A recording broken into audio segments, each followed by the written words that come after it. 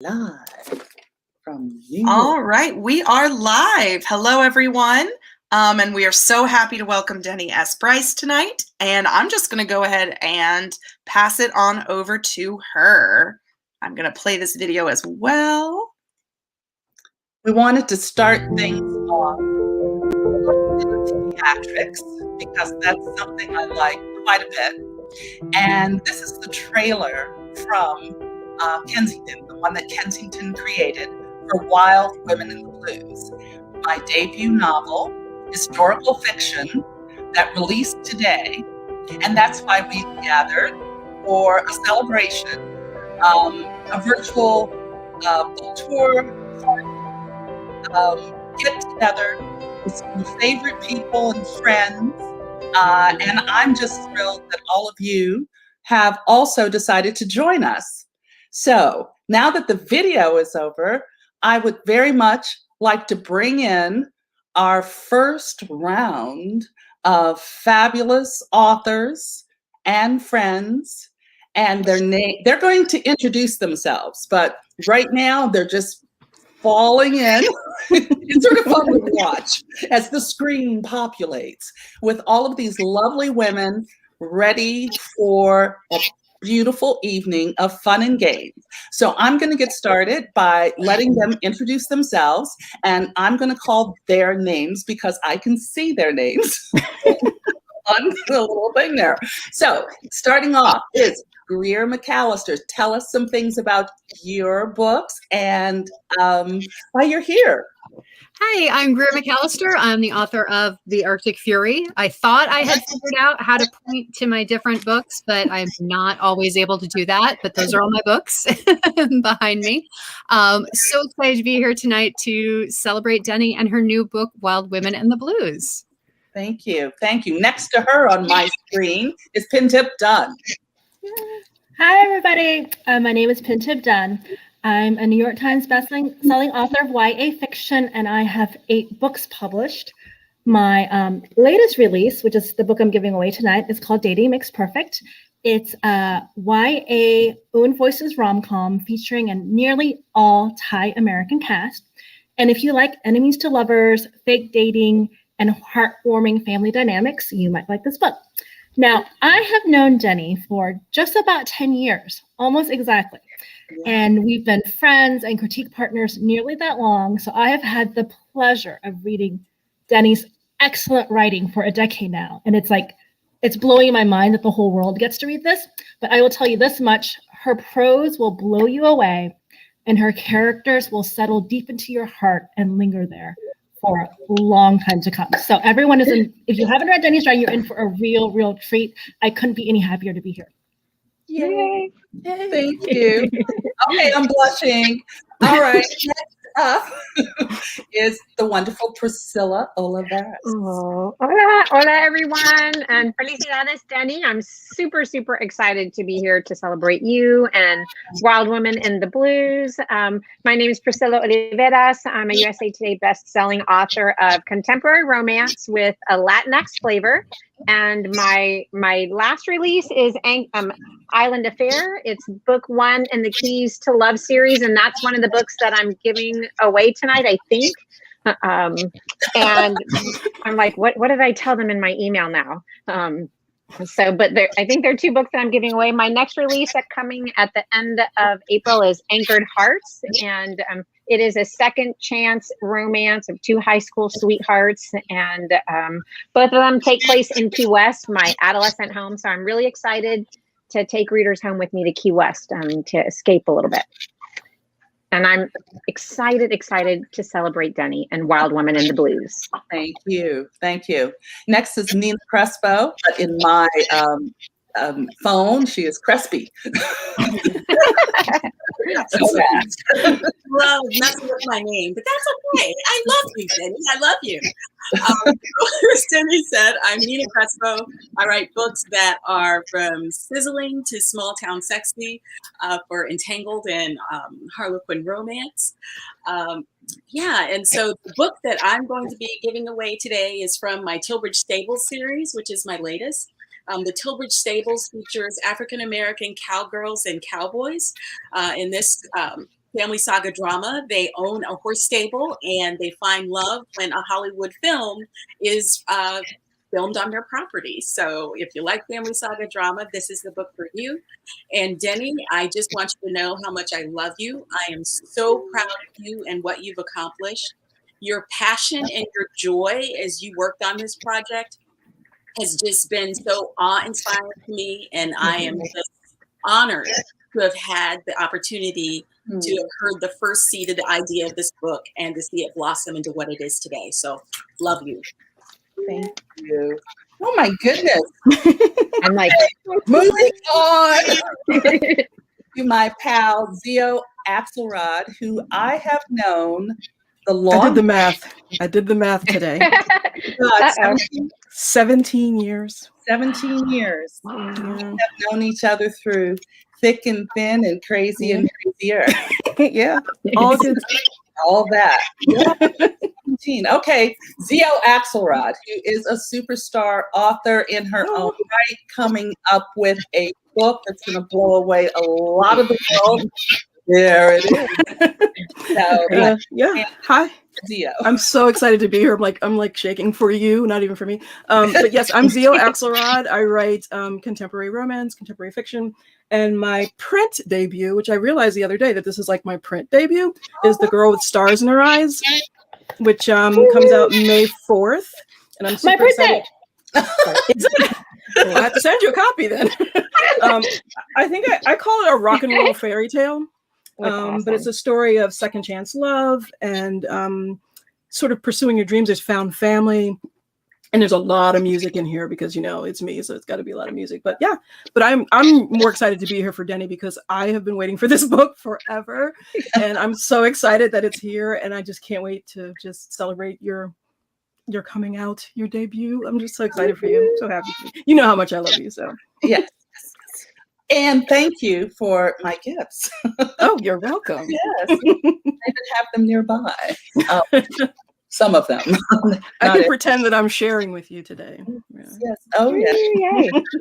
Ooh, yum. Next is Carrie. Please, Carrie, Carrie, I'm going to mispronounce your name. I looked at it and I panicked. Don't worry, you wouldn't be the first. It's Carrie Callahan. I know this. Tell us about your book and everything, and because we've done several panels together, and she also helped me launch my review career. Yes, you did. Wow. And I'm real thrilled to have her here on Tuesday. Yes, yeah, on Tuesday. I had a heart attack when I thought it was yesterday and that I'd missed it. Oh, bereft. But I am so excited to be here on the right day. So I am author of 2 historical fiction novels, one, A Light of Her Own, which I'll be giving away in paperback today, and the second, called Snow. Both are about trailblazing, bold, sometimes difficult women throughout history. And I first met Denny, I guess it was like 4 years ago or something, in person through the local chapter of the Historical Novel Society and our shared love for historical novels and interesting women. And I was immediately enchanted with Denny. She's charming and warm and friendly. And I have been dying to read Wild Women in the Blues ever since hearing about it. So I'm so delighted to be here to celebrate its launch. And I keep checking the mailbox for my independent bookstore copy to arrive. Not yet, but cheers, Denny. So excited for you. Thank you. Thank you. And next is Julie Carrick Dalton, who is a fellow debut author. Her book has been out since January, Waiting for the Night Song. She is fabulous. And she also was a good pal to me and helped me experience my first Sundance Film Festival. So, Julie. Ooh. So Wow. Carrie may have had done it right and gotten there the right night, but I think I might be in your wrong time window. I thought I was going to avoid my technology errors by showing up a little early. And so I think I'm funneled in the wrong group. And so I'm just like thrilled to be hanging out with you. But if you want me to step back and go into my next spot, I'll be like, here I am with my book, and I can show up in a few minutes if that would be better. No, you're fine. Okay. All right. You're absolutely fine. All right. So The more the merrier. Julie Carey Dalton. My novel, Waiting for the Night Zone, came out in January. And it is about a fierce female friendship, secrets, and betrayal. There might be a body in the woods. And it's all set against the backdrop of a changing climate in a small New England town. It has a lot of climate elements. If you liked Where the Crawdads Sing, maybe this might be a book for you. And yes, Sundance. That is my favorite Denny memory. I am so happy for you, Denny. I admire you for so many reasons. And I got to go movie star stalking with Denny, and she can hold her own with any star. So this is your night, and you are a star, and I am proud to be your friend. Thank you. Thank you. Well, now that we've done all that fun introductions, I want to ask the panel here. We're all in this world of publishing, and what advice would you give me for what happens next?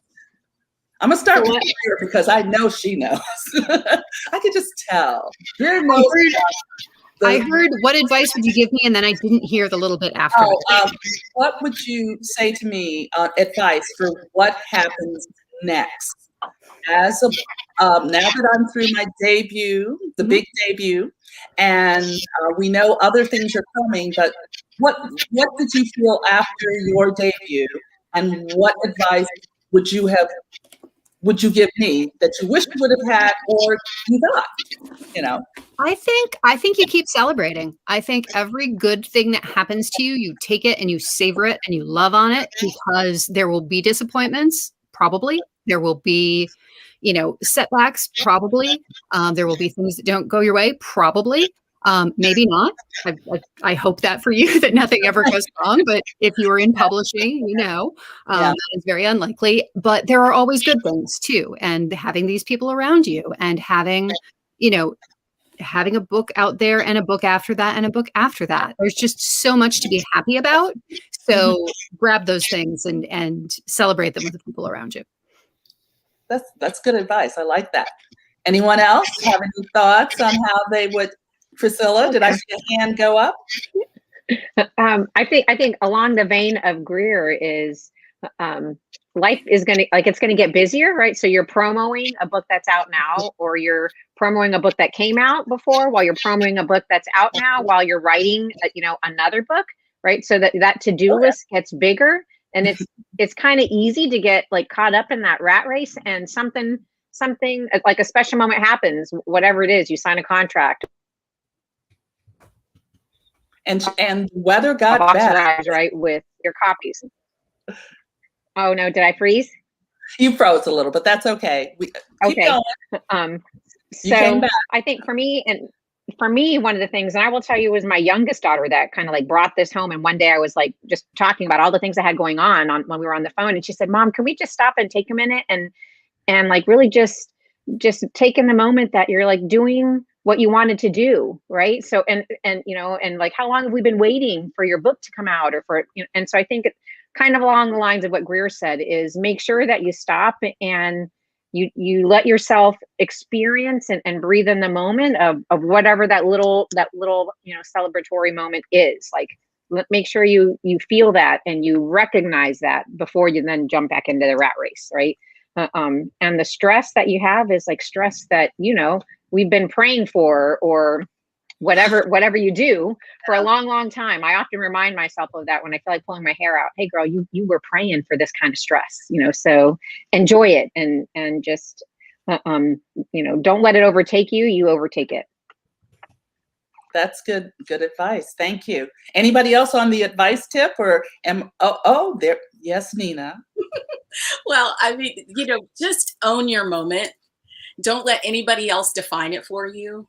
Don't forget why you're doing this and what brought you to this party, basically, because that's the foundation of it. And just let that carry you through your career, because it's yours and it's wonderful. And just as the ladies have said before me, make sure you take the time and just sink in and enjoy it. Thank you. You all are so smart. It's very impressive. I have good friends. I'm going to let the folks who are commenting know that you can ask questions. We may not get to all of the questions, but feel free. But we have people from Texas, from Virginia, from North Carolina. They're telling us what states they're from and all sorts of fun things. So, wow. And please feel free to ask questions and get involved in the conversation. Now I'm going to ask another question that just has to do with what's the most fun you've had in publishing? What was a right out of the box, crazy fun day? If I were to answer that question, I would not. But I'm going to ask because some fun needs to be private. Traveling with other authors and doing I mean even though I was not published, I was always hanging around you ladies who were published, almost published, getting there, really working toward your goal at a different pace than I was. And what I enjoyed was the camaraderie. Now that we've been in our own private little domains for the last year, it's still very exciting to be able to tell that those friendships, those bonds have found different ways of staying connected, but not to focus entirely on the pandemic situation. Just when someone says, what's the most fun you've had in publishing, what comes to mind? Carrie? My answer is very similar to what you just previewed, Denny. And specifically, it's a book festival that I went to in North Carolina, Winston-Salem, called the Bookmarks Book Festival. And I think they call it the Moving Feast. And they bring in a bunch of authors and everybody goes around talking to the audience, which is primarily book clubs. But the best thing about it was getting to interact with the other authors. And I got to meet Rita Woods and become friends with her. And I know she's coming up next and she's just a fantastic human being. We got to have brunch at the house of a local author in Winston-Salem who treated us like we were royalty. And I've never felt like writing royalty before or since. And it was fantastic, all because of the other authors. So, embracing the wonderful world that we get to be in together is beautiful and exciting. Oh, cool. I'm invited to that event if they do it this year. Oh my gosh, you're going to love it. Exciting. Feast. Pin tip? Here we go. One of my favorite things is to do writing retreats. And Denny and I have actually been on a number together. I wanted to share my favorite one. I think hopefully it's one of Denny's favorites too. But we got a ski condo. We didn't, during the summertime. And I think we were there for nearly a week. Yeah. Denny and I would get up. We would work for 12 hours every day. And then when we finished working for 12 hours, we would get in the hot tub with a couple bottles of champagne or wine every single night and spend a couple hours, in the hot tub, talking, hanging out. And it was just an amazing writing retreat because we got so much work done. But then we still had that time to talk publishing, to just talk about our books, to, vent and brainstorm. And it's really one of my favorite memories. I loved it. I agree. We had bought back to those things. Right. And we had bought 4 bottles. I think we each brought 2 bottles at the beginning of the week. And by the second day, we were like, oh, wow, we need to make a liquor store, right? Yeah, that part. Yes. Okay, Gio.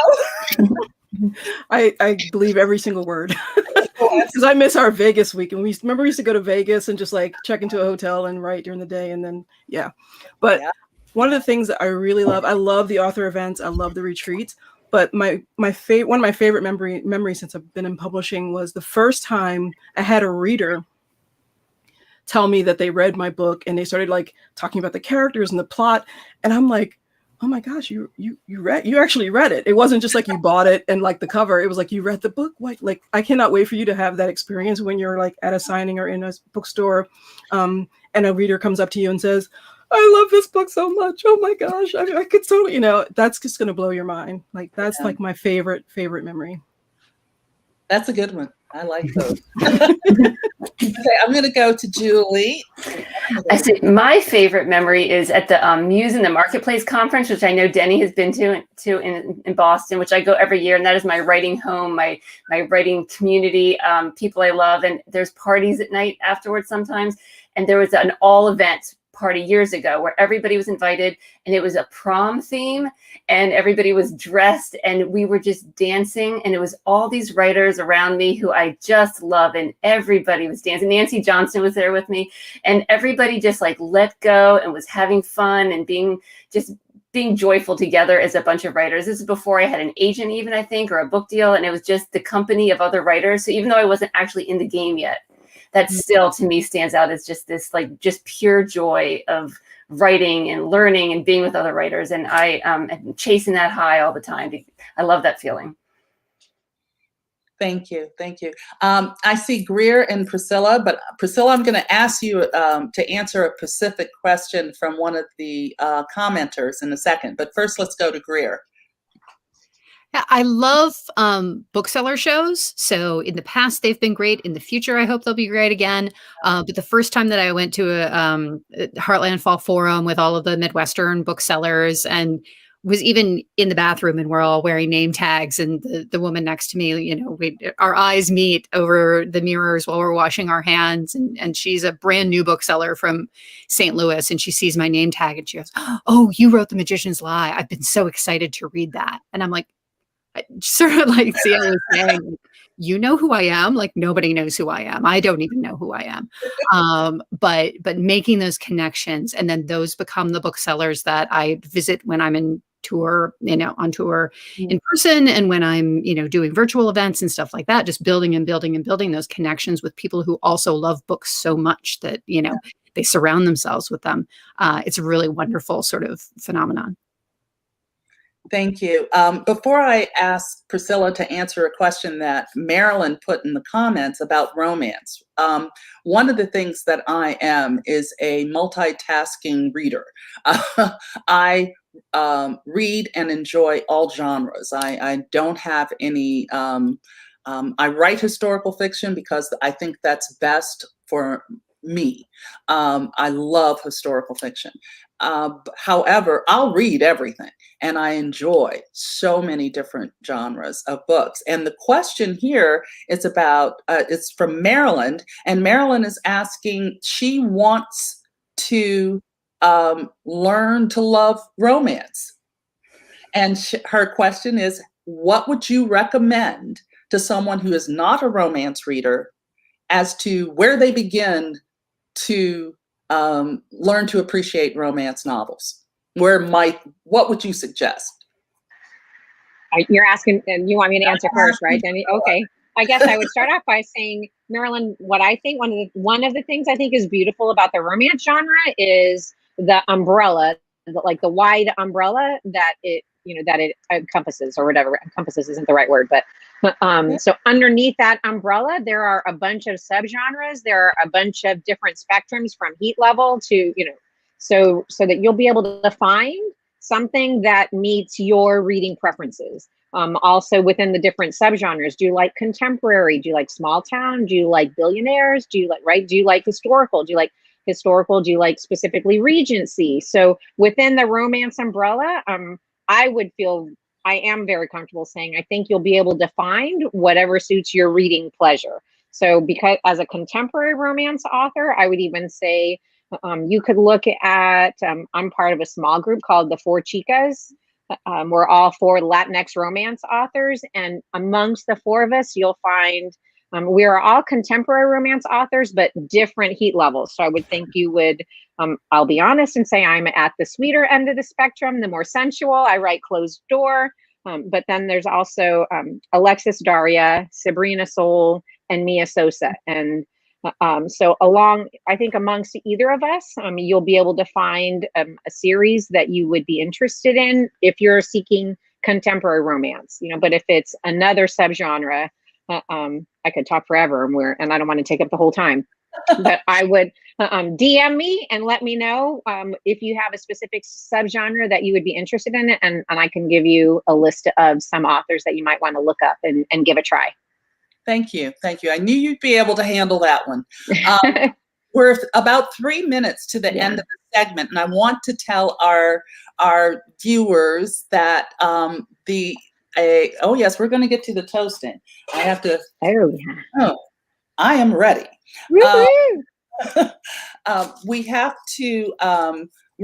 How we're doing the giveaways is that the giveaway drawing has been done, and we'll be posting that information in comments as to the winners of the books that you saw here in this group. Waiting for the Night Song will be in the next group. But we want to close off this particular group gets to hear the magic of me opening a bottle of champagne, because I do it so well. Ooh. Such a beautiful sound, Denny. Yep, this is our favorite. Yes. Mm-hmm. We suck this overpriced thing down. Let me just tell the truth. Okay. Lifting your glasses of whatever delight grab your book. You have. Priscilla, you're missing the toast. I'm grabbing your book. Oh, very It was just out of reach, so I wanted to grab your book. Yes. I'll hold up. Good idea. I just need if I had a third hand, I could take a picture. I'm not going to be able to take a screenshot. So thank you there we so go. much for joining me tonight. I appreciate each and every one of you. Each and every one of you has had a moment or more moments to help me with this crazy world I have decided to step into for real, finally. Thank you. Cheers. Congratulations.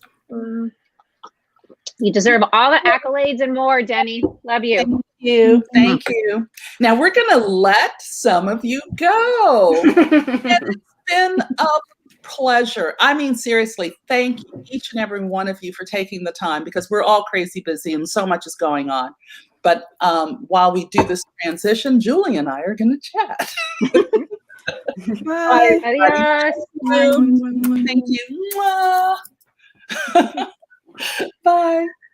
Julie. Bonus anytime. And now we have other people coming in so fast, disrupting our time together. How dare they? Oh my God. Hi, Veronica.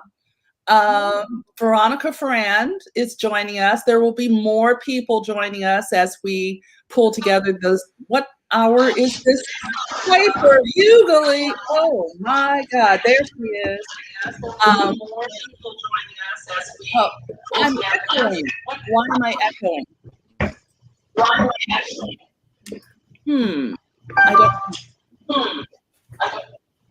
Am I echoing to you all? Just a little.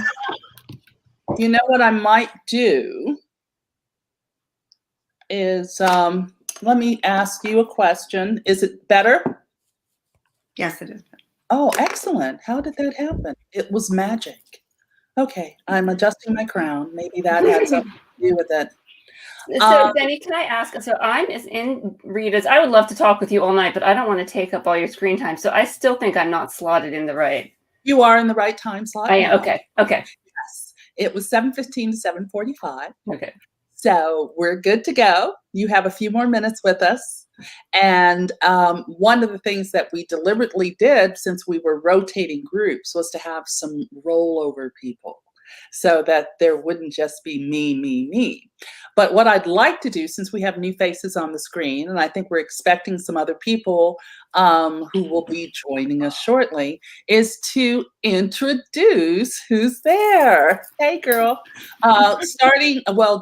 For folks who've been with us for a while, I would like you to meet again Julie Carrick Dalton, who is a fellow debut author of Waiting for the Night Song.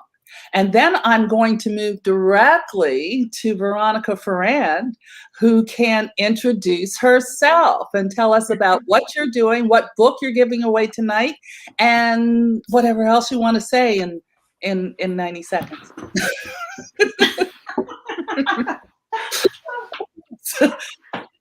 Go ahead. So it's up to me. Oh, okay. Okay. So I'm Veronica Ferrand, and I write romantic thrillers and thrillers.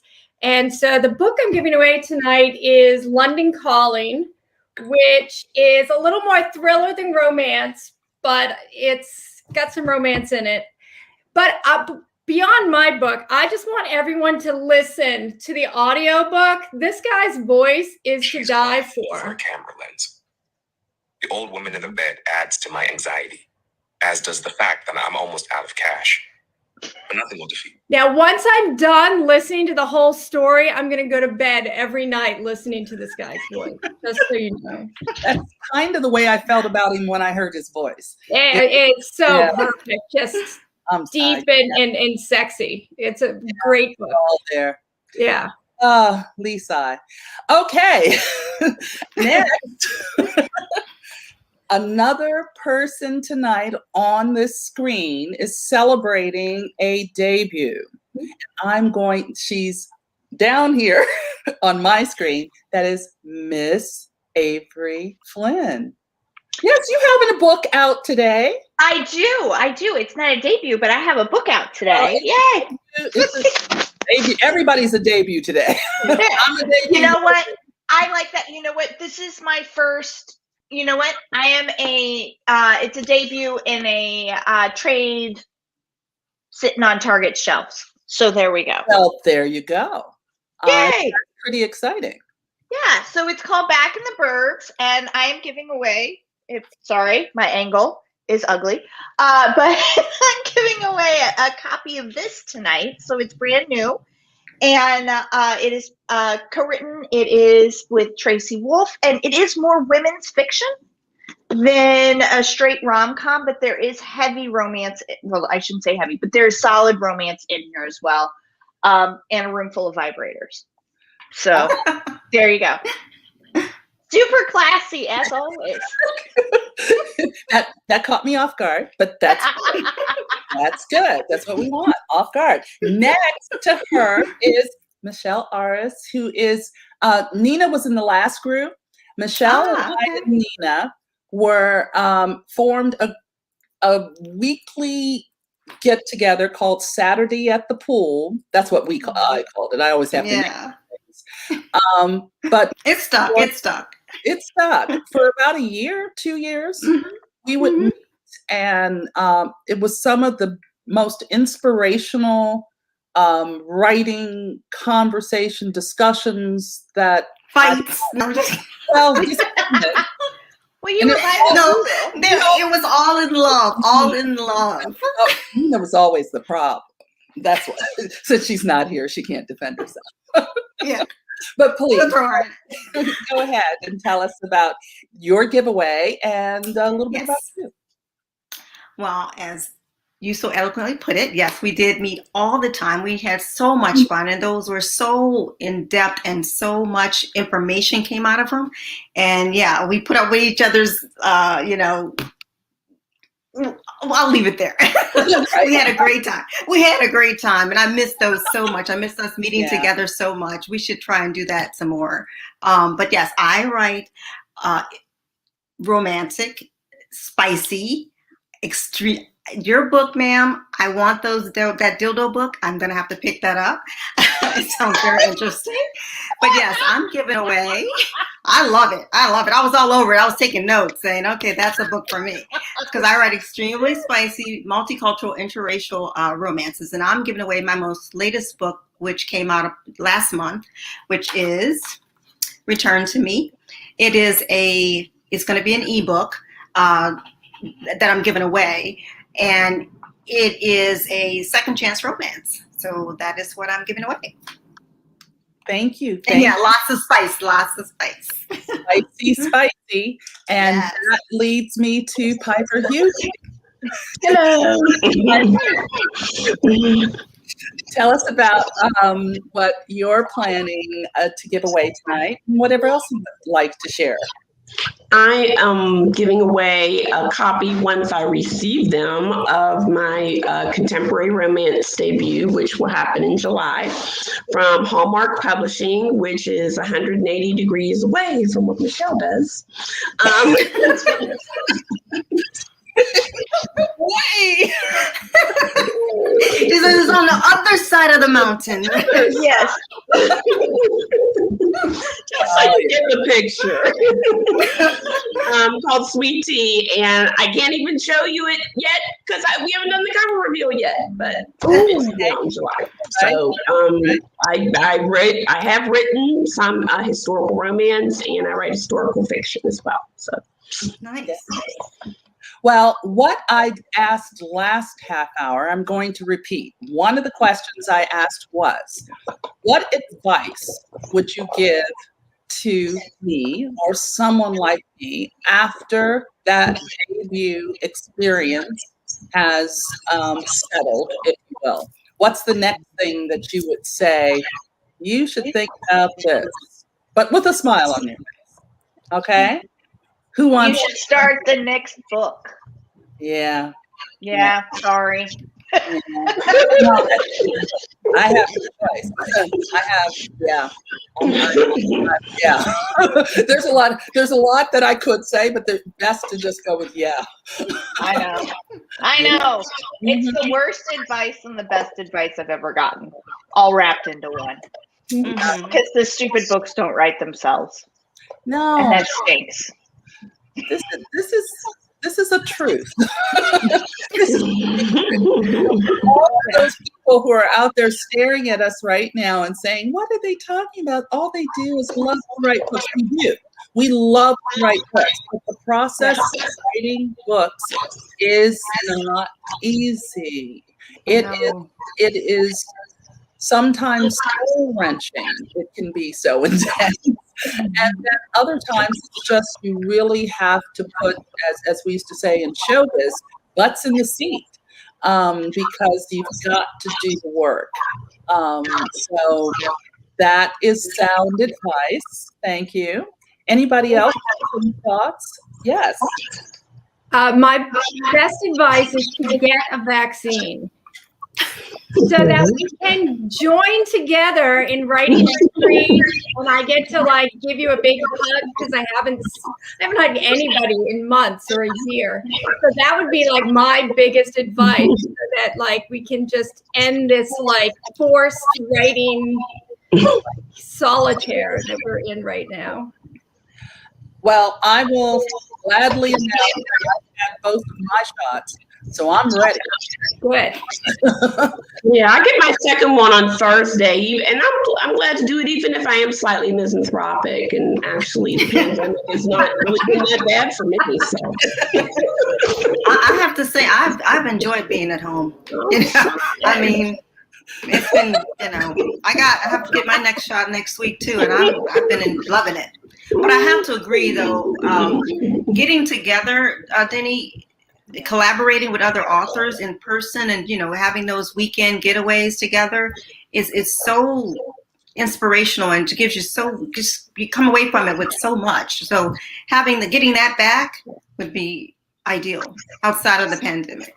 And writing is so solitary. And it is. As someone who does spend a lot of time on my own because I live alone, and what I really looked forward to, part of my process, was travel. I mean, everybody knows I'm on the road. Something to get to, I was trying to get there. And then I'd have the laptop, whatever, device with me to get the work done. But I like new scenery. So does anybody else have any other tips for a new author that you could look forward to, that you'd like to share? Otherwise, I have another question ready. I think I'm going to go with that question. What's the most fun you've ever had as a writer? Laugh out loud, fall on your face, good time. That's That's a good question. I think like your other people, I've enjoyed the writing retreats that I've been to. So, like I said, even though I tend to be a little misanthropic at some points of the retreat, but for the most part, the overall experience has been great. It is. Getting away and talking about the writing and all that is fun. Especially when you have that camaraderie, where people who are in the same sort of immersion. It's fun. Yes. Yeah, in the same boat of either levels of frustration or deadlines or panic or silliness or whatever, but it's shared. Mm-hmm. It's something that's shared, and that's important. I think it's very important. Even though I'm newly published audience, I've been hanging around these writers for a long time, and I have enjoyed learning from them and experiencing them and watching. I'm a watcher, even though sometimes, I learn through participation, and that has helped me a lot.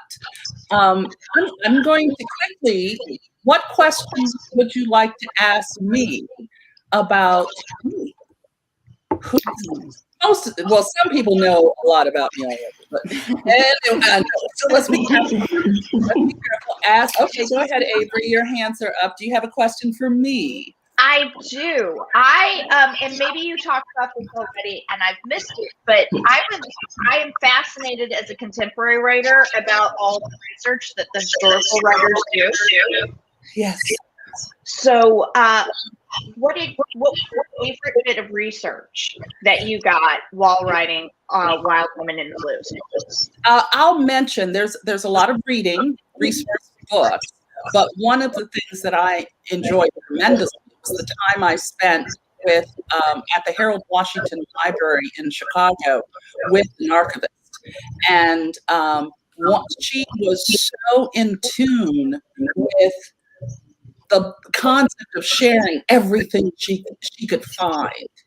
So I spent 3 days with this woman, and we went in all different parts of the library that included one of her favorite information resources, old maps. Old maps are amazing for providing some really different aspects. And also there was a class I took a while back from one of the gals at Tall Pop authors, and she talked about how to look at old photographs and really glean from the photograph's history. The information that a photo can give you. So research was very much that. But for Wild Women in the Blues, the other thing that I did for dialogue and for just atmosphere was I listened to a lot of 1920s jazz and blues singers, and that was and really paid attention to the lyrics of the songs to get a vibe for how women felt about the environment that they were living in. Stop it, Piper. The favorite thing about history is saying people were people were people were people. Yeah. And that's the thing that people tend to forget. It's been the same, like forever. Everything in every way we can possibly imagine. It's just about setting it in that time period. Mm-hmm. In that time period and getting, for me, there was also seriously getting a rhythm for cadence. And that comes because I used to be an actress. Now, I always like to say, but part of my past life, I was a dancer, professional dancer for a number of years, and a bad actress for a number of years. And the bad actress part is helpful because you can really say, well, that's not good. And really work within that framework of what is it about acting and the performance arts that are attractive. And historically, you talk about a sameness, there is a definite consistency, especially when you talk about a chorus girl's dressing room in the 1920s to the dressing rooms that I experienced later in that century. No dates specific, please. But you can see some of that sameness in Motley's paintings. Archibald Motley has some beautiful paintings from the 30s and 40s of chorus girls in dressing rooms. So again, all of these different things seem to come together to help inspire the research direction, as well as, give you some clues as to what you want to do next and things like that. Did I ramble on or what? Not at all. Not at all.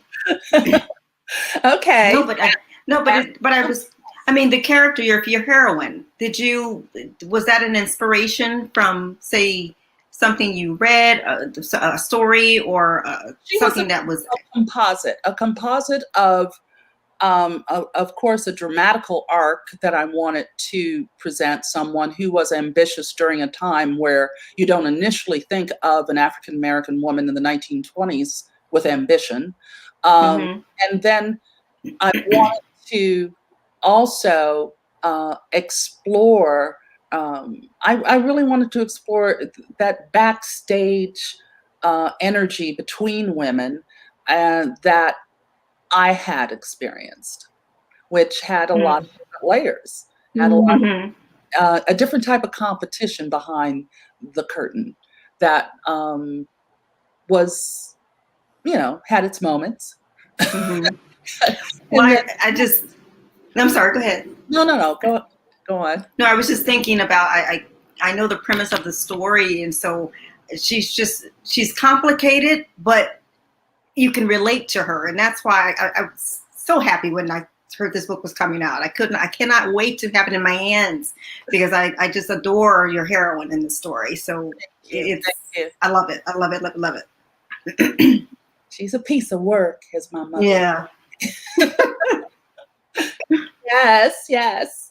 Okay. I grew up with calling someone a piece of work was like the worst thing you could say without cursing about someone. So is that what you're saying? Because maybe that's just a, Midwestern Kansas, Nebraska thing. Well, in Ohio, my Jamaican mother meant it because she would give me a direction and I would roll my eyes. And she said, "You're a piece of work." And that was just before. So the same meaning.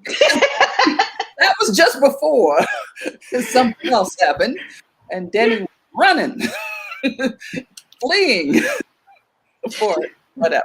Anyhow, questions. Do we have some questions here? We have 10 minutes before our next turn.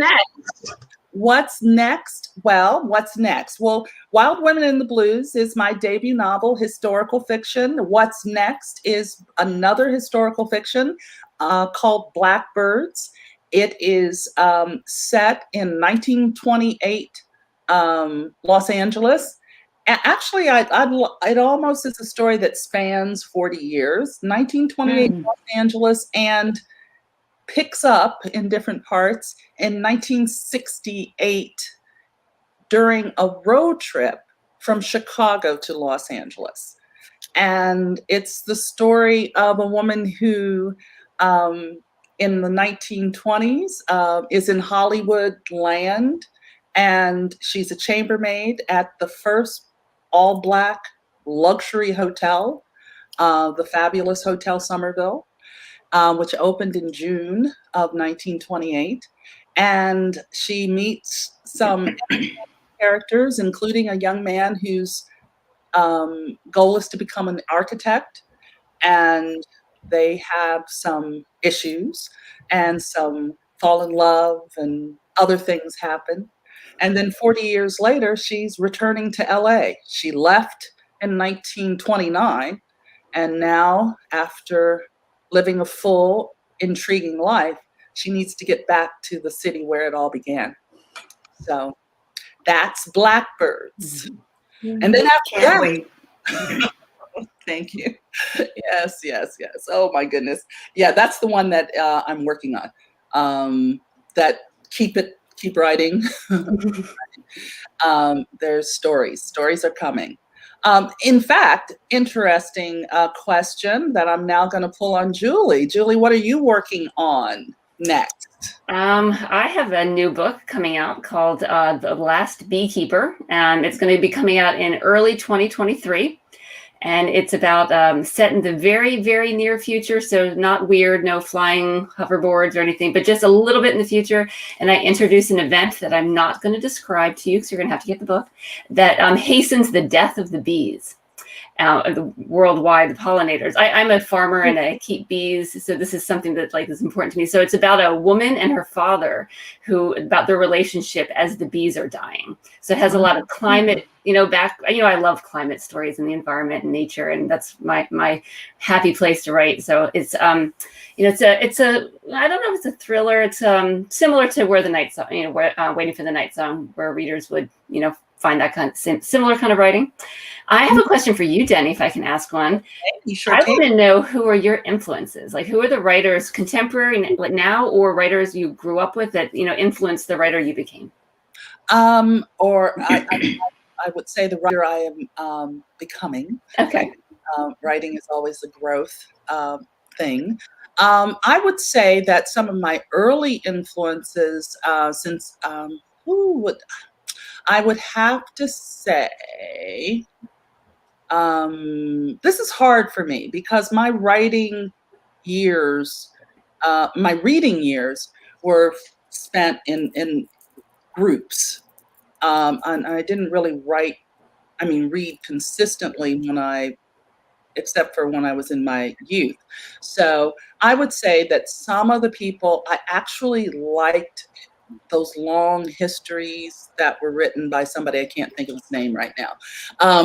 But I did enjoy, girl, you asked me this question and my brain is blank when I go back in time.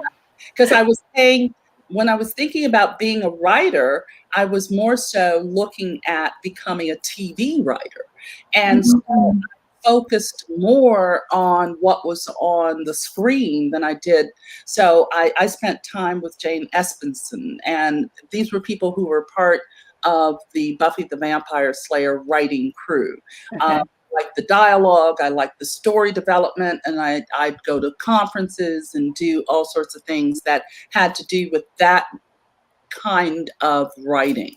And then when I started thinking more seriously about writing original fiction after I spent my time with fan fiction, I was looking more, I started with some romance. I started in the romance world, and some of my early romance books that I read, Frances Ray and Brenda Jackson and Laura Kay. Laura Kay was definitely someone who influenced me. I really never understood in the early days. I just had no understanding of category romance, and I couldn't understand why I liked it. And then I kept reading Laura Kay, and this is going way back. Well, not way back. 2010, maybe. Something about then, it's making it sound like it's 100 years ago. But she and those writers I mentioned were influential. But then I switched to more in the historical fiction category, and some of the early people that I liked there would be Beatrice Williams and Fiona Davis and Kate Quinn. I mean, when her book, The Alice Network, I'm still in love with that book tremendously.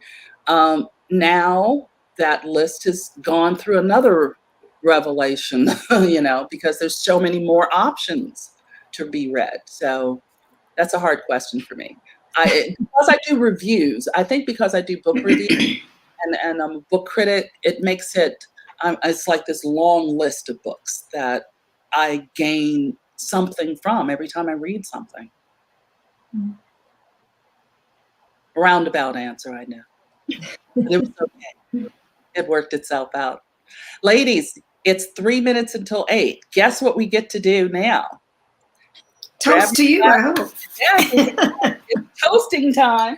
I need to see that water, but I am prepared. I got mine. You know, I'm force them in here. I poured just a little taste. Here, you could just pour the whole thing in here. It'll take it. It's coming for you. So, ladies, I appreciate your time. I appreciate you being here and your really what you've taught me by being yourselves as writers who were resistant to whatever hardships came your way. Each and every one of you have been very, very courageous, frankly, because you keep at it. You keep at it, and each of you have faced some, fun games. So, thank you. Congratulations. Congratulations. And cheers to you. Congrats, Denny. Thank you so much. Salute. Very happy for you. Oh, just to let you know about the giveaway. We are letting people know about the giveaway, and we've already selected the people. You will receive an email with their names, and then you can request the mailing address. Okay? Thank you. Really appreciate it. Thank you. Now, audience, don't go away. We have another group of authors coming in a couple of minutes.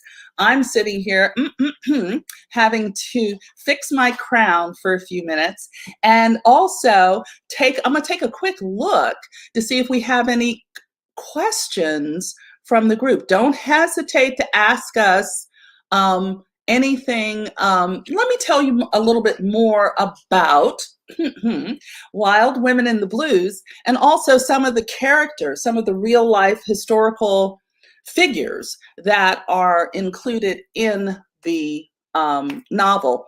I really enjoyed learning about Lil Harden Armstrong, who is a fabulous character, historical figure, a woman who was at the pinnacle of her career when she met Louis Armstrong and married him in 25.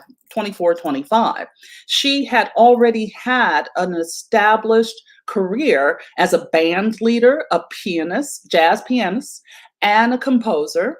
She was well known in Chicago as a woman who got things done. She was a personality in and of herself. She makes an appearance in Wild Women in the Blues, and I won't give away how she impacts the overall story, but she definitely does. And she's I really have enjoyed learning about her and also writing about her. In fact, I did a piece today. Oh, look, we got friends popping in. Yay, because Denny was talking and talking and talking. And I see everybody there. Okay. Yes, look at this crowd. I'm going to introduce people, but first I want to say bravo. I am so happy to see your faces. Yay, look at this group. It's such a pretty one. Congrats, Denny. Oh, thank you. Thank you. The first thing I'm going to do is to ask each of you to introduce yourselves and also let me know, or let our audience know, about the book you're going to give away. Okay? And I'm going to just go by who I see on the screen. And right away, I'm looking at Miss Eliza Knight. Yes, I am. Hello. Congratulations. Thank you. I'm so excited for you. This has been like the thing I've been looking forward to most this month. So I write historical romance and historical fiction, and tonight I am going to give away a copy of my book, The Rebel Wears Plaid, as well as my book, My Lady Viper. So you get a taste of both worlds. Yes. And next to her on my screen is Amy Patrick. And she and I, just to give you some backstory, she and I are in a group called the Dreamweavers. And the Dreamweavers are a group of authors who were finalists and some winners in the 2014. That's right. And the 2014 Golden Heart class. The Golden Heart was a contest that used to be presented by the Romance Writers of America. So we've known each other a minute, and that's right. Yeah, that's how we met and became friends. And the Dreamweavers keep in touch every week, so we get to just follow each other's lives, which has saved my life, I have to say, many times over. I have watched over all of these years Denny be the just absolute savviest, getting ready to be a writer, businesswoman that I have ever witnessed. You have just been preparing yourself for success all of these years, putting yourself in the right places and continually learning, going to all these writers' workshops and always working on your craft. And I've always admired that so much. I'm so excited for you. I write a young adult fantasy and paranormal romance, and I'm the author of The Hidden Saga, which begins with Hidden Deep. And tonight I'm going to be giving away book one of my new series. It's the Crimson Accord series, and it is paranormal vampire romance, or it has a lot of urban fantasy elements too. And I'm going to give the lucky winner a little handy dandy signed bookmark as well. Hooray. Thank you. Thank you. And then next on my screen is debut author and New York Times best-selling author Sarah Penner. Her book, The Lost Apothecary. I've been saying it right for so long, and then it's the champagne. I'm blaming. I'm going to let it slide tonight, Denny, because of the champagne. Okay, thank you. Yes, Denny, congratulations. I too have been like all day. I've just been so excited to tune in, and I was watching on YouTube earlier because I just couldn't wait to come in and celebrate you. So I'm going to be giving away tonight in celebration of your event. Yes, a signed copy of The Lost Apothecary, which came out March 2nd. And as you mentioned, is spending its third week right now on the New York Times bestseller list, which is super exciting. Thank you. Yeah. And I'm so excited, Denny, for you. And it's such a happy day. And I am so thankful that you're letting me be a part of it. Oh, thank you. Thank you for being here. And next to her is my pal, Lorianne Bailey. And I should say that Lorianne and Eliza, we used to do this hangout thing once a week. Not once a week, once a month or something like that, where we go to each other's houses and just have a whole day where we would focus on writing and talking about writing and writing. But Lorianne Bailey, thank you for being here. I'm so happy to be here, Denny, and so proud of you and all of your accomplishments. And I can't wait. Your book is here, and I'm ready to read about all these characters that you've been telling me about for the last couple of years. So I'm very excited about that. Mm-hmm. And I'm Lorianne Bailey. I write Scottish historical in 17th century and Regency Scotland. My first book, Highland Deception, won the National Reader's Choice and Holt Medallion for Best First Book and Best Historical. And I had this pulled up. The book that I'm giving away tonight, I don't have the actual copy here to show, but I have it's on my phone. To Have a Highland Thief. It's my that was the first book in my new series that came out last month. It's the series is about a band of brothers and sisters who come together on the streets of Aberdeen, Scotland, and survive by becoming notorious criminals.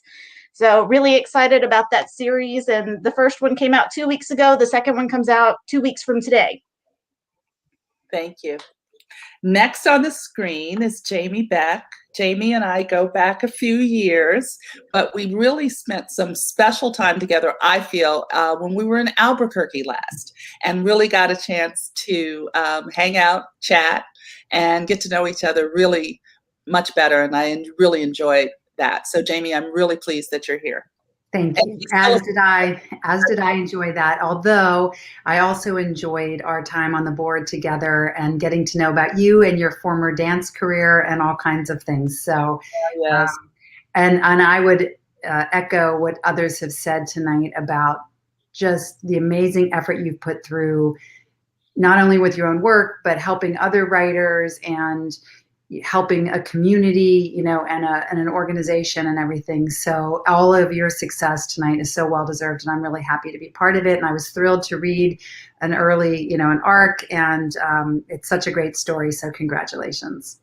Thank you. Thank you. And next is Shelley Chambers. And Shelley is very important to our Dreamweavers.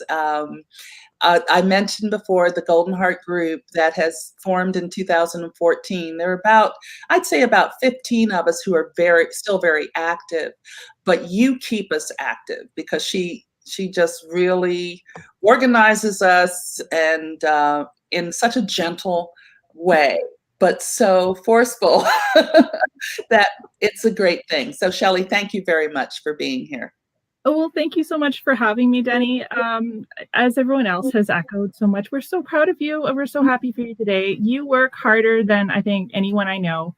And so getting to celebrate you today is just like extra sweet because, I mean, first of all, I've read the start of the book and it is phenomenal.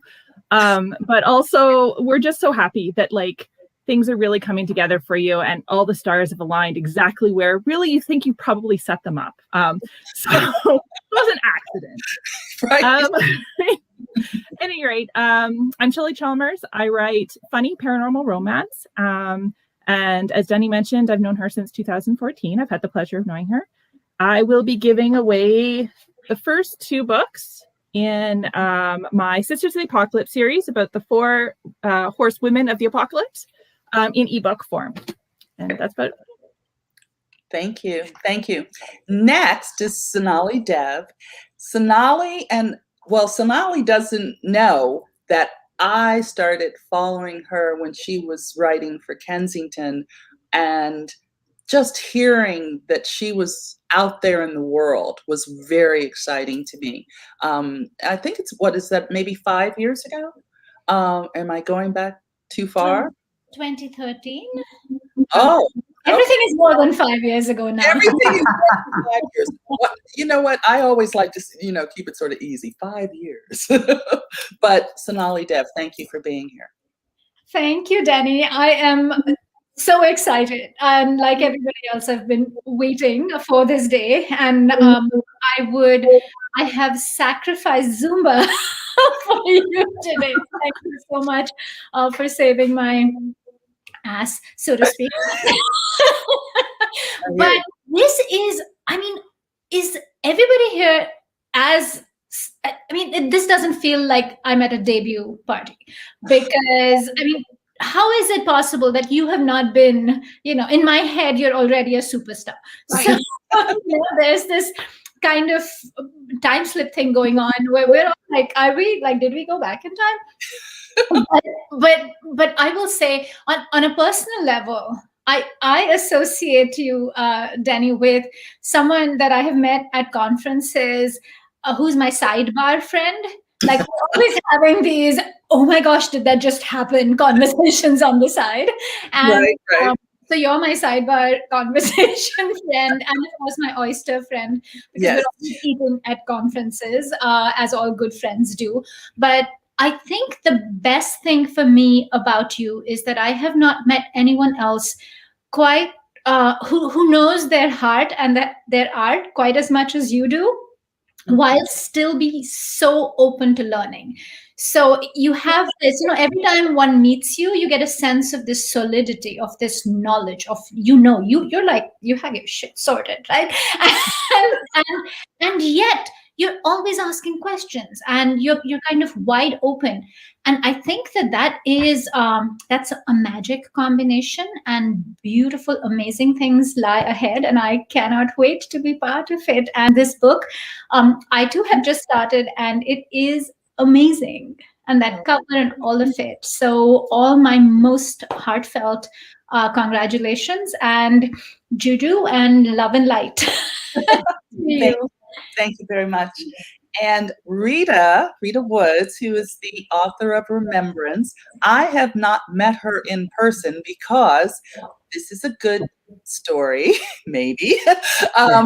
We were planning a retreat and an opportunity to get to about 6 or 7 of us were saying, let's get together and do this thing. We made arrangements. We did all of this stuff. And then the first wave of COVID happened. And we kept saying, well, just wait 2 weeks. Just wait 2 weeks. 2 months later, we finally canceled the event. But we haven't met yet, but we're almost there. We're almost there. So Rita, tell us about yourself, the book, and other things. Well, first I have to just say, I feel a little bit off because everyone else has had the opportunity to meet you in person and knows you in person and has this long history with you. And as you said, we've not met in person, and it was one of those friend of a friend of a friend says, this is just someone you have to meet. And when COVID, that's all anyone ever has to say, you made it happen so that you brought a group of us together so that we have virtually met. So it does feel kind of strange that I don't know you in real life because it feels like I do. Yeah. And when I realized that you had this quote debut novel coming out, I was a little bit taken aback because, I mean, you just seem to be everywhere and, you know, involved in everything and knew everyone and had been around forever. So I was a little starstruck when I first started getting to know you. And I do have, the one thing that I do have to say is, I don't have, well, first thing, I don't have my book yet, and I have pre-ordered that thing, and I've been checking my mailbox every day. It's like, I'm looking for it like the Amazon truck, man. The second thing I have to say is, one of the things that I am so incredibly grateful for our new friendship for is, it's so filling to meet someone who is so generous, and you have been incredibly generous with your time and your availability and your advice, and you've been so kind about remembrance, and I'm sure everyone here can relate to that, but it's hard to put into words, you know, what that means to someone when they're just kind of entering this world, to have someone be that giving and that warm with their own debut novel. So thank you for that. So I wouldn't have missed this for the world. Oh, thank you. Thank you very much. Well, I have questions for you all. Then you can ask me questions. But my first question is going to be, what kind of advice would you have given the other you, the you that was a debut author once, except for you, my 2 debut authors here? What next? What would you say? What would you insist that you do next? If you were telling me. Run for your life, Denny. Get out while you can. Run. After the running, what would you suggest? I'm going to start with Eliza. What would you tell me? What do I need to do now? I would tell you to write the next book or be plotting the next book, and don't give up on yourself.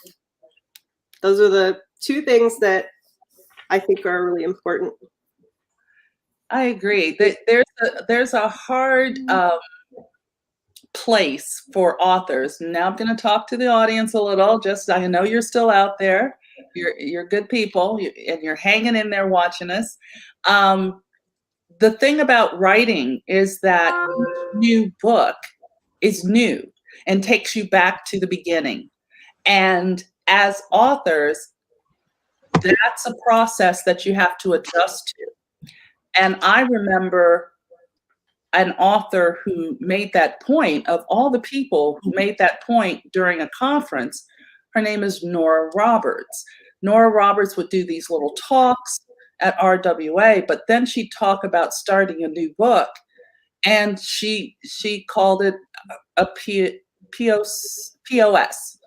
Her first draft was a piece of shit. And she was just so candid and open about it wasn't easy writing 300 books. Because I think she's up to 300 by now. But every book was something that she had to dig into. So that's what I'm trying to say to commenters. We're not sitting here making this up. We go back and forward. I've written 5 books. This is the first one I've gotten published. So it's a back and forth. It's a thing. Every time you sit down, you start again. So I'm with you on that one, Eliza. Anybody else have? I wanted to pick on her. Yes, Lorianne.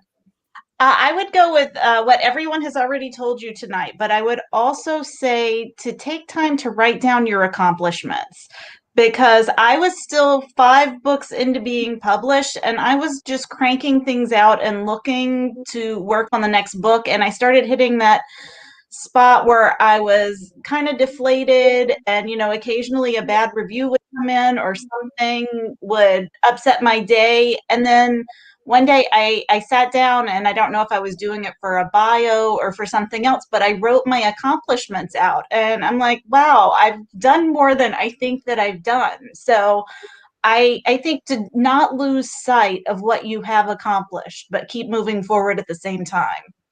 That's good. I like that. Anybody else with yes, Sonali? Shelley or okay, me. I was at a conference once, and Susan Elizabeth Phillips, I think, said, above everything else, protect the work. And I had no idea what she meant. And now I do.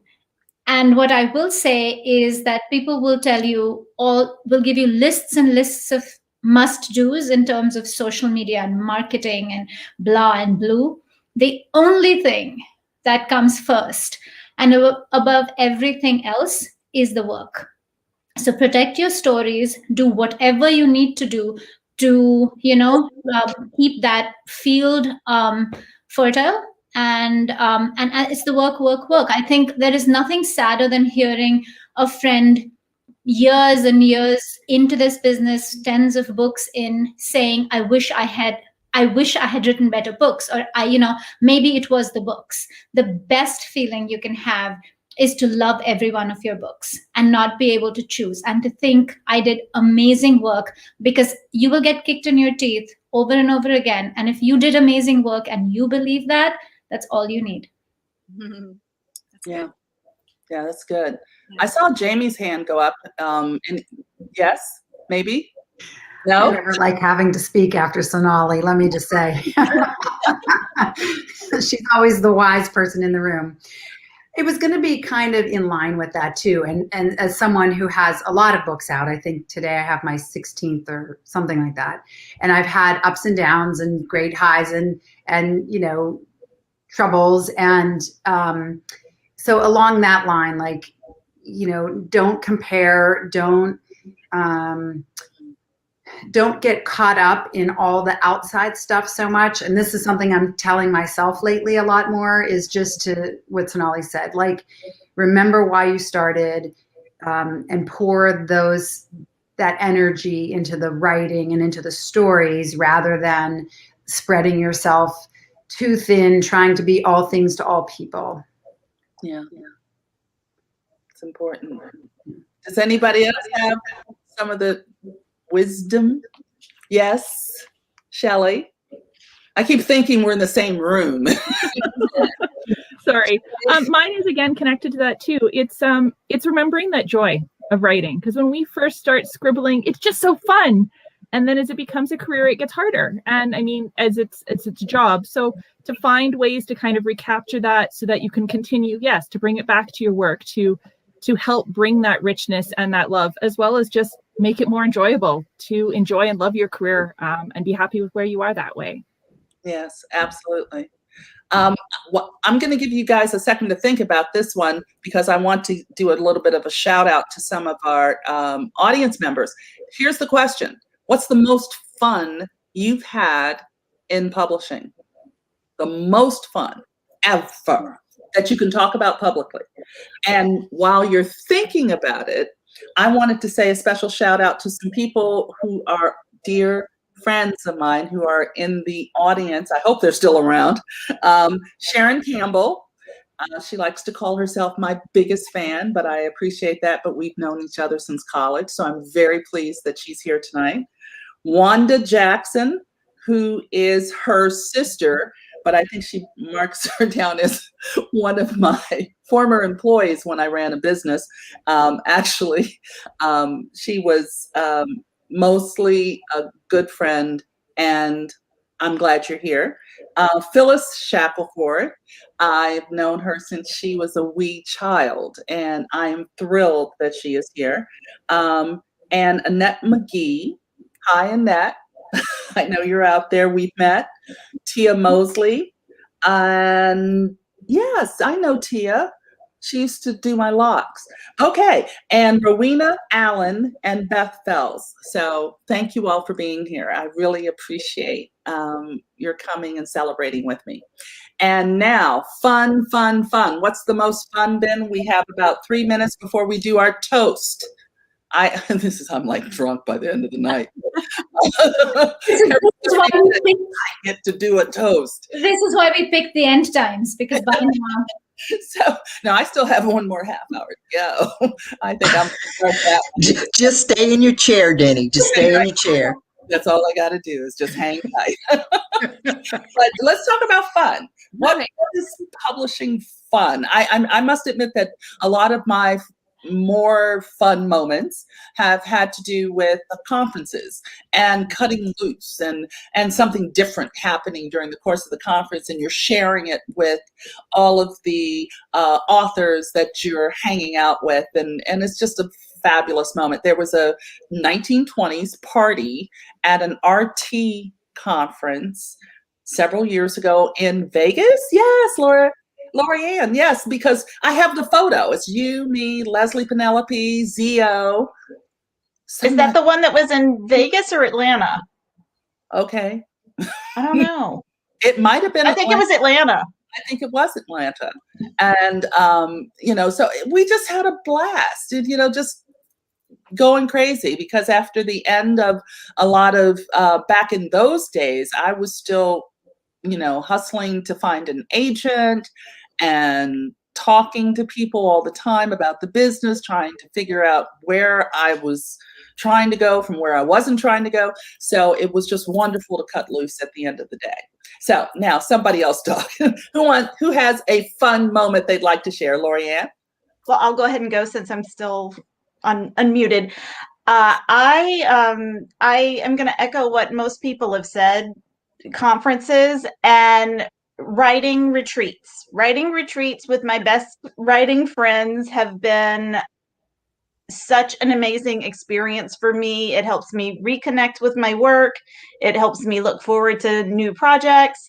We work during the day and then we have fun at night, and that's the best combination. Just like I think a lot of other people have said tonight, but I do have to just add one of my favorite historical geek moments in my career has been going to the Library of Congress with you and standing in the map room while you looked at maps of Chicago, and I discovered that they had a 1827 map of Edinburgh, Scotland. And we geeked out for a long time. We did. Yes, it was pretty intense. So getting joy from maps is yes. Someone else, tell me fun. Yes. I was just gonna piggyback off of what you guys have said about meeting up with other writers, because before I met any other writers, I was like, living in this solitary world where only I understand what it's like to live in these characters' heads and create worlds. And, your family tries to understand, but they don't always get it. So then when you walk into a room or a conference or a retreat or whatever that may be, and everybody is kind of thinking the same thing and knows exactly what you're talking about, it's just the best feeling ever of having been able to find people that are of that like mind. So that's the best. Molly, you just, one time we came home from a conference and you just totally cracked me up because you posted, I think it was on Facebook, you said, when you got home from conference, you looked around and said, who are all these people and why are they not exactly like me? remember that. That is so real. I know, no translation, right? That's the best part about, you switch topics. You don't have to explain everything that comes out of your mouth. But I have one that isn't as sweet and deep as any of these. So at the Artie conferences, for some reason, they were really supportive of me, and they would put me at the end cap with these huge, wristband sellers. So I would be sitting there, Sonali Dev, with, Kristen Ashley and Sylvia Day with their 5-mile long lines and their names being announced. And they all traveled with these really hot cover models who would feel really sorry for me because I would be sitting there going, hi. Nobody in front of me. And so they come sit with me and chat with me and tell me all about the girlfriends they had in high school who were Indian and who had to ditch them because their parents wouldn't let them marry them. I'm not I had about 5 of those stories. I'm like, how is every hot guy here been with an Indian girl whose parents didn't? I'm like, dude, what's going on? But I think it's the most fun I had. And I was sitting there going, you know what? Someday that's going to happen. But today, this is not so bad. Yeah. Some big muscles. Not bad at all. That's right. Back when RT was RT and they used to have bottles. And they all smell really good. I should not say that. But cover models smell really good. Yeah, that was always a question. Yes, I will admit this. I went to Rome once to meet Sam Hugan, who is an actor who plays. And I met him, and there is a photo proof of that meeting that floats around the internet now and then. And that question would be asked so often: how did he smell? I said, honey, I was not worried about his smell. I was hugging a tall man.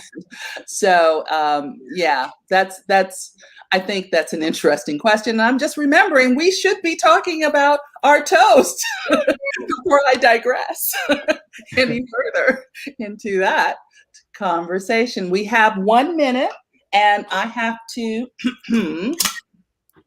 fill my glass, or not fill, I only give it a little touch because the night is long. Fill it, come on.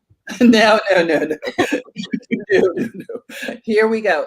Ladies, I want to thank you all for being with me tonight. I truly appreciate your coming and taking the time out of your busy days to this celebration with me. Thank you for being here. Congratulations. He deserves it the most. Thank you so much. Thank you so much, really. And I think we're going to be doing a little bit of a transition in about, right away. Bye. Bye, Denny. Thank you. Bye, Denny. Thank you so much for coming. Really appreciate it. Bye, everybody. Audience, those authors will be, we picked our winners of the giveaways. They will be communicated to them and to you. So stay tuned. We're about to go into our last half hour. We have guests waiting. My crown is getting a little heavy, but not too heavy. We can always wear a crown. And I'll tell another, keeping in mind that we're here celebrating my debut novel, Wild Women in the Blues, it's told in a dual storyline, 1925 and in 2015, Chicago, a story of an ambitious chorus girl in 1925 and a grieving film student in 2015. I am absolutely thrilled to have this book out in the world. My publisher is Kensington Books. My agent is Nalinia Cole with Spencer Hill. And I am absolutely thrilled. Hello, Tracy. Thrilled to see everyone here tonight. Thank you for coming. Audience, we have a new crop of fabulous authors. I'm going to introduce them as I see them on the screen. I'm just actually going to pass the baton so they can introduce themselves and also tell us what book they're going to share. I don't know if is that me doing feedback? Who knows? But I'm going to start. The next person on the screen next to me is Miss Vanessa Riley. Hello there, Denny. How you doing tonight? Fine, honey. What was the assignment again? What was the assignment again? My name's Vanessa Riley. Vanessa Riley, what book are you giving away? Oh, what book am I giving away? Thank you. Okay. Look to my floor. I think we'll give away Island Queen because this is a historical fiction fun. We'll do Island Queen. Okay. So I see a copy behind you. There it is. Product placement. Yeah, baby. Okay. And under your seat is a new car. No. Maybe. Vanessa, tell us a little bit about yourself before we go to our next author. She's looking, yes, you. Once again, I'm Vanessa Riley. I write historical fiction and historical romance. I think I have about 20 plus titles. I'm at the point where you start doing like with your age. It's like, yeah, I'm 20, 21 plus. Yeah. I've got known Denny for a while. I think I met you and slept on your couch. Like, yeah. A long time. She's very generous. So there's like total strangers. Okay. I helped her out. Very much so. I was down on my luck taking that Margie Lawson class. Yeah. She's very generous. We're doing introduction now. I'm down on my luck to get to the Margie Lawson class. On mute because we have a little feedback that's happening, and it's probably my mic. But if you guys are on mute, it's much better. Okay, thank you, Vanessa. Now on my screen next up is Tracy Liversack. Hi, everybody. Hi, Denny. I love this. You put the challenge. You said 20, so for you. I did a little bit something. I'm so happy for you. Congratulations. I mean, beyond thrilled. My name is Tracy Liversack. I write contemporary romance, and I am giving away a copy of Like Lovers Do. And I guess my anecdote about Denny is I always think of her as like mayor of Romancelandia because everyone knows Denny. So if you just say like, oh, do you know Denny?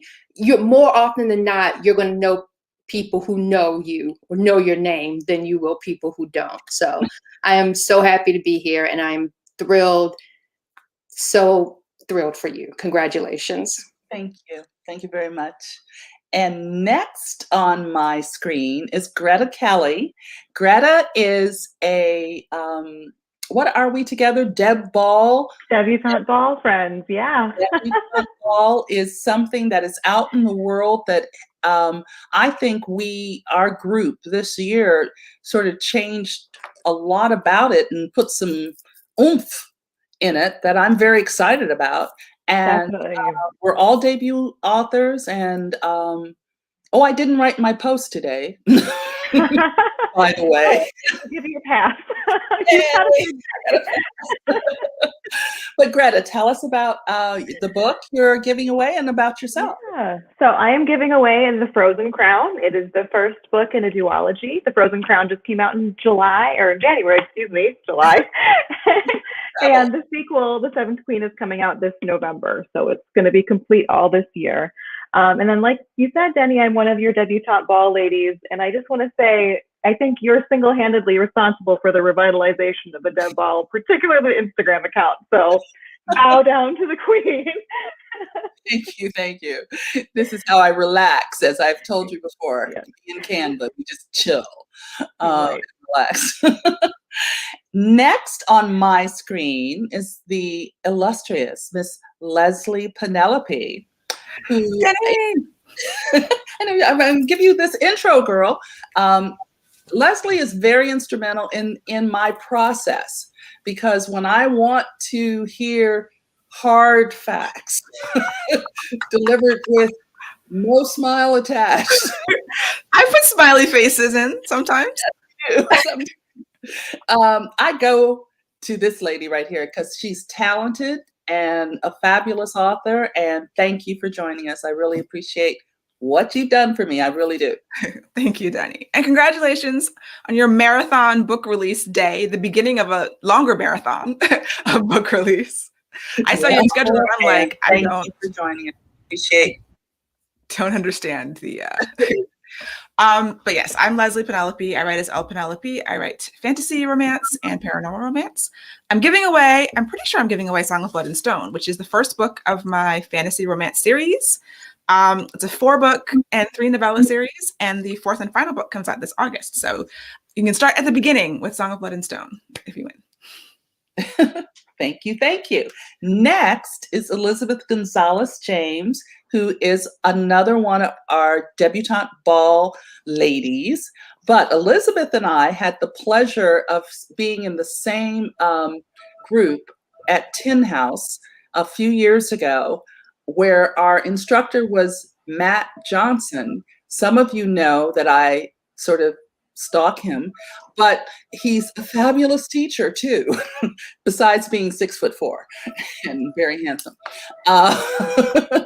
Elizabeth, thank you for coming. I really appreciate it. I was gonna share. Well, first of all, congratulations. I love your crown, and thank you so much for doing all this. This is awesome. I was gonna share that the day that we met in 2019 at the Tin House Writers Workshop, that was the day that your agent told you that you got the book deal. Oh, right. Do you remember that? Yes. Yeah. Oh, yes. March 1st. Yeah. Yeah. So it's like 2 years later. And I'm so excited that I get to celebrate this moment with you. I'm like so excited for you. Thank you. Yeah. And it's sort of cool that we're debuting together too. I know. Yeah. Same Yeah. year. So we're in the same the debutante ball class, and so my book, which I am giving away, I don't physically have it here, but it will be shipped to you wherever you are. It's called Mona at Sea, and it's a dark comedy about a young woman who loses her job during the Great Recession and has to figure out what she's going to do with the rest of her life. So yeah. Thank you. Thank you. Next is fellow debut author, Miss Nancy Johnson, who I met several years ago. I can't even remember where. We were probably out in the streets partying hard on the south side of Chicago, maybe. Actually, it was in Albuquerque, New Mexico, where we met first. Okay. After that, years later, we hung out with WFWA. Yep, that was right. it. Right. Well, tell us about yourself and your giveaway fabulous novel. Well, congratulations, Denny. I'm so excited for you and happy to be on the debut journey with you. And my debut novel is The Kindest Lie. It released last month, February 2nd, and it's a story of race, class, and family at the dawn of the Obama era. And I am giving away a copy of this book to one lucky winner. And I just want to say, Denny, you're just amazing. It's like you're so cool, so sophisticated and savvy about everything. When I want some advice on anything related to the book world, that's why when I first met you at WFWA, I assumed, I think the same thing Sonali was saying in the last segment, I assumed you had published multiple books because you were just so savvy about the book publishing world, and the marketing, the publicity, all of it.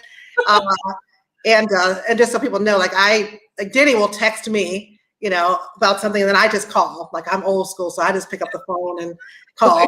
I called Denny last night just to tell her that I was excited for her, the eve of her launching her debut novel. And I said, I won't keep you long, because I know you're probably busy, nervous, you're doing a million things to get ready for the launch. And she's like, no, I'm just watching television.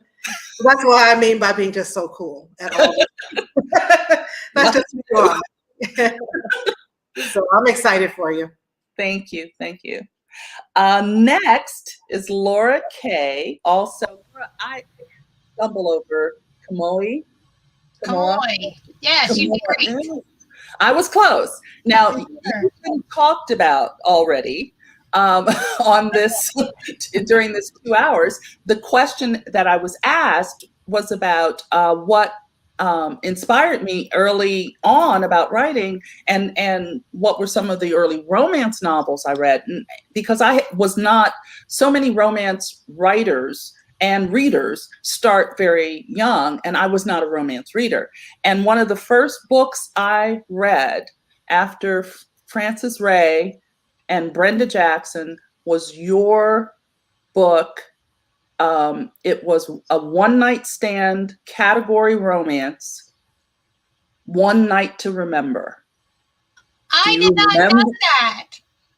Yes, it was one of the first books I read. I loved that book. In fact, my Golden Heart book that won had a one-night stand trope. I was like, I'm gonna get that thing in there and make it work. That's awesome. So tell us about you, so the other people who are with us can also know about your work. Okay. Hello, everyone. I'm really very, very happy to be here with this fantastic group of authors tonight. And the biggest congratulations to Denny. I got the opportunity to read this book very early last summer, and I felt very smug that I got to read this fantastic book so much earlier than so many other people. So go and get it and order it from One More Page, because it really is just a great story, fantastic characters, very immersive feeling. You're just right in the moment of jazz age Chicago. And I just wish you every success with the book, because you deserve it. I write under two pen names. I write romance as Laura Kay. And I'm actually, today is also my release day on the romance side of my career for this book, Fighting the Fire, which is a frenemies to lovers, opposites attract, forced proximity story between a firefighter and an ER nurse. So, so I'm doing a little bit of that release craziness on the romance side. And then as Laura Kamoy, I also write historical fiction, and these are the two books that I'm giving away tonight, Fighting the Fire and My Dear Hamilton, which is about Eliza Schuyler Hamilton, who was the wife of Alexander Hamilton, Secretary of the Treasury, and new Broadway star, or recent Broadway star anyway. So that's a little about who I am. Thank you. And next to her on my screen is Nadine. And Nadine is critical to my process and also a fabulous, fabulous friend. Nadine started reading this book 2 years ago for me. She's such a solid primary beta reader. Her ideas, her sensitivity helped me not make some of these characters real screwballs. And I appreciate everything she's ever done with, and hopefully she'll be reading more books from me in the future. Nadine, tell our audience about you. And am I unmuted now? I was muted still. I had trouble getting on. It was strange. The whole, I've never used StreamYard before, and I felt different. I thought it was Zoom. I should pay more attention. So I was like, oh, this new thing. But I'm so glad to be here. I'm so glad to help you celebrate today, Denny. You know, it's funny because when we first, I want to say we've talked about this book for like, 3 years? I mean, it's been a long time. And, you know, Denny and I, at one time we used to meet on Wednesday afternoons at Wegmans near us, us and some other people. And it was just a nice kind of like writing sprints together. And I remember hearing Denny talk about her story, and Denny one time asked if I would be interested in beta reading for her. And I said, sure. And, you know, it was one of those books, people who read it know that it's like you sit down and you go, oh, this is going to be really good, you know, and it was really great. I remember and it's funny because I've read now several drafts, and it's funny, I haven't, you know, it's funny, I can't wait to get my final version because I've never actually seen the final. I don't really know exactly how Sawyer, I don't know. I'm looking forward to this more than I can tell you. And it's funny, I'm not going to ruin the story now, but the sort of twist at the end, I remember literally running down to tell my husband, I said, you know what happened in the book? And it was just, I mean it. And it was so interesting. It was so different. I've never seen that in a story before. So I think it's so unique. And I'm looking forward to, I've actually read about three chapters of book 2. Yeah. Which for people is fabulous. It's already a fabulous book. And sometimes Denny will send me like 100 pages and she'll say, I'll send you the next 100 tomorrow. And tomorrow isn't till like next 3 months. Yeah, or 3 months from now. And I'm kind of waiting. And I don't want to pressure her, but it's like, I want to know what happened because there's something happened. So anyway, I'm so happy to be here. For me, actually, I write contemporary romance and I write sci-fi romance. And I've written with some small e-presses and I indie publish and for my stuff. And but it's funny, I love beta reading great stories. It's just so much fun. I was a PR writer for many years. So I think in terms of it's something I like to do.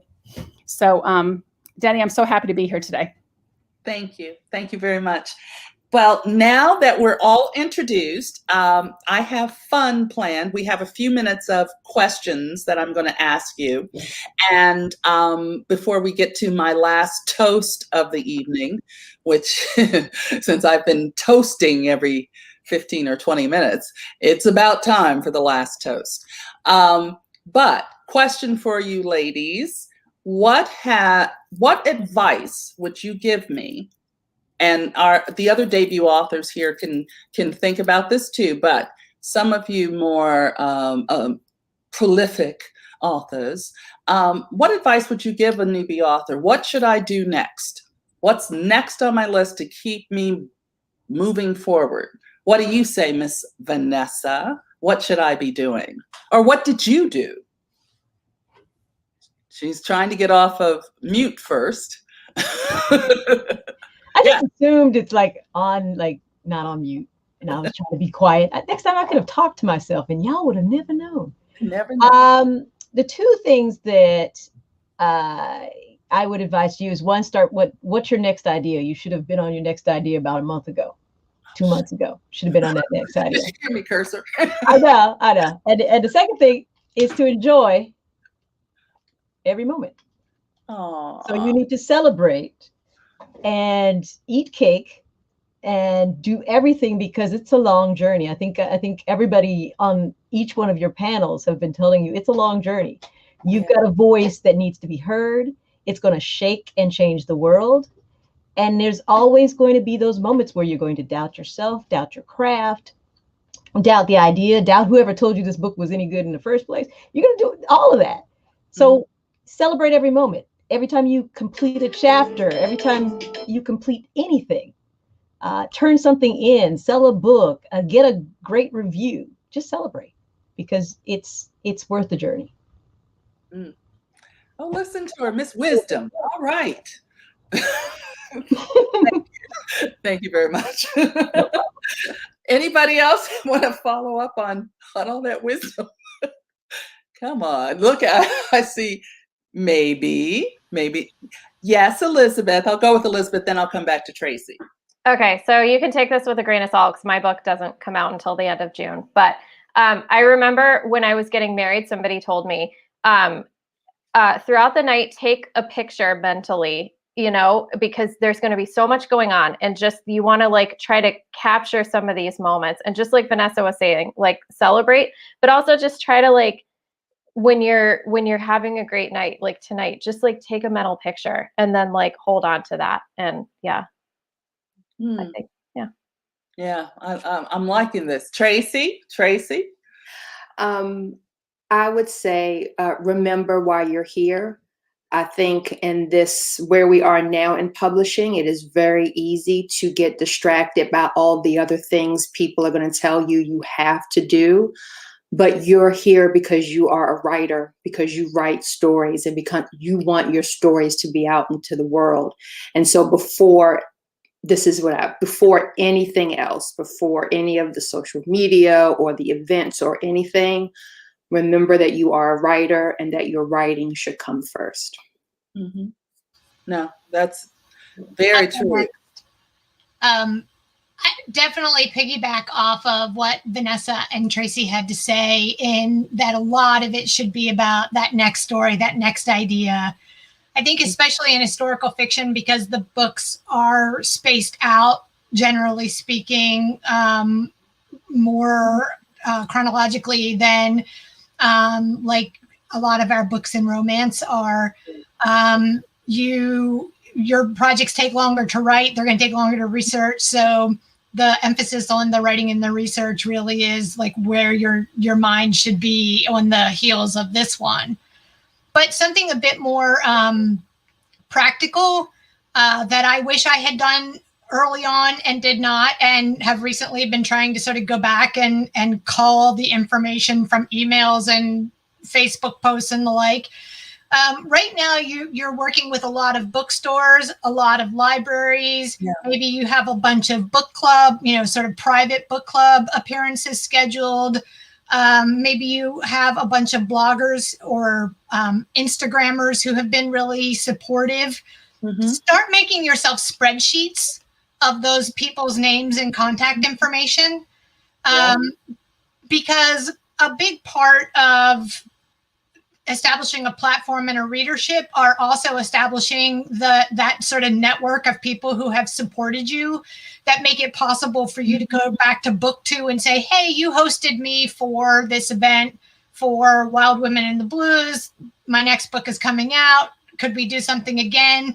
You're just building on those relationships. And it's so much easier to try to keep all that information, sort of cumulatively from the beginning than to try to like go back through your email and remember that book club that had 50 people and everybody bought 2 copies, and like you don't want to lose track of that unicorn book club, right? So that's kind of a practical thing that I think could be useful. Really, all of us could start doing that, looking forward, and it will be useful for our career. So, oh, absolutely. And as someone who kills computers every 2 years, which means you lose all those emails. Yeah. Thank you, Laura. Put it in the Bam. I made a note of that, Laura. I'm taking notes of the debut on what everybody's telling Denny. Right, Nancy, I saw you scribbling too. I'm like, okay. But I would say for me, and Denny, that I've been struggling with just being overwhelmed by everything with the publicity. Like nobody told me how much this was going to be, with me balancing a day job and then trying to promote the first book and then writing on the next book. And it's just so much. But I think, as others have said earlier in the night, I think it's important to preserve your time for your craft and for your work, your book. Make sure that is the priority, because there are going to be so many things that are pulling at you in so many directions, especially for you in a book that is already very successful. It's just going to breed even more interest. And so I think making sure you can balance all of those. Another thing is the Goodreads. We always talk about, trying to stay away from the Goodreads comments as much as possible. That kind of thing can get in your head. I was listening to Barack Obama do an interview last night with Isabel Wilkerson for Barnes & Noble. And he talked about how in the very beginning of I think the first campaign, even before he became president, he and Michelle stopped watching news because, it might get in their heads and paralyze them with the work that they were trying to do. And he said, all that's out there, that noise, that's a caricature of who I am. That's not really me. And it's the same thing with you, all the noise out there, whatever it is, even good. I think all of it is really a caricature. That's not really who you are. And I think the last piece of advice is just to stay centered and remember why you do what you do. Why are you writing? What is the purpose, and what does success look like for you? Because it's easy to look at everybody else's paper and then kind of start redefining on the go what success means. But stay true to what success really means for you, for Denny. Mm-hmm. Thank you. I have to say this about my 2021 debut group, and all of those of us, raise your hand, who are in that group. You know who you are. This is the kind of information sharing kind of support that you count on with this group all the time. and it comes in different ways, but it's always coming. So that's been very, very exciting to be a part of that. I always like groups. Give me a group and I'm happy. I want to say a little shout out. Ashani is out there in the audience. I see her sending us love on comments. She's another one of our authors for the Debutante Ball. Her book came out in September of 2020. She was one of our first debuts. Her name of her book is, come on, girls, help me here. Shani's book. I gotta get A Door Between Us. Say it again, please. A Door Between Us. Thank you very much. We gave you a shout out, girl. And we have about 3 minutes left. And I want to ask a quick question before we have the last toast of the night. What's the most fun you've had as an author? Go, Leslie. One of the conferences, probably one of the RWA, something like that. Definitely an in-person conference, meeting with all of you people in real life. In real life. Yes, Greta, go ahead. I was just going to piggyback off that. I'm volunteering with the Nebulas right now, and just getting to know other authors is just priceless. I love it. We're going to have quite the party once we get back together. It might get a little crazy. Could be. Anybody else? Fun? Eating oysters for the first time. Sonali mentioned the oysters in one of the other earlier segments. This has been for us, oysters, okay? New Orleans. Yep. Yeah. New Orleans. Yeah. Oysters as big as your head. Yeah. They were good. We had a good time. Any more big fun things about being a writer? I'll share a quick one, which goes to your idea about how you love groups and how you love the community. This was a moment like that for me. I went to J.R. Ward's big Cincinnati 2,000 people in a ballroom asking her questions around one of her Black Dagger Brotherhood book releases. And about halfway through, she said, "So is there a Laura Kay in the audience?" And she proceeded to call me out and make me stand up in front of everyone while she praised the first in my Hard Ink series, which she had cover quoted. And it remains my all-time favorite author. So the generosity that she would share her audience with my book and with me that day, the sort of the awe I feel from that I've never lost that feeling. Mm-hmm. And I think that that's the kind of thing that authors can do for each other, and it's so powerful and it's so important, and readers love to see it because they love the idea of their favorite author supporting one another. Mm-hmm. And so that was probably the thing that was like, in a moment, the most impactful, fun, crazy thing that's ever happened to me. And that's key to part of the reason I love being an author is authors are generous. For the most part, generosity they're in their DNA.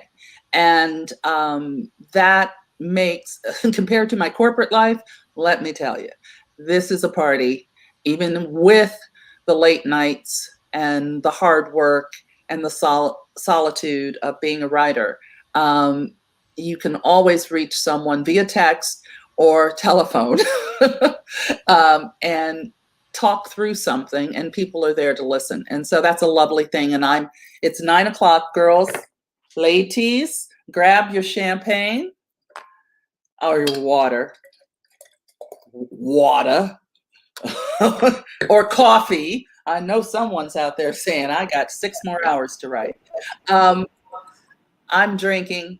Thank you all for being here. Thank you for sharing this day with me. I appreciate it sincerely. It is wonderful. I've had a great night, and this closing group has been fabulous. I appreciate you. Thank you.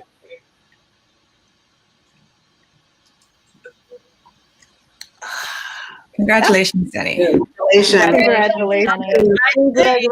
Everybody out there, we're going to let people know about if we haven't already, let people know about this final group of who won what, or otherwise you'll get an email.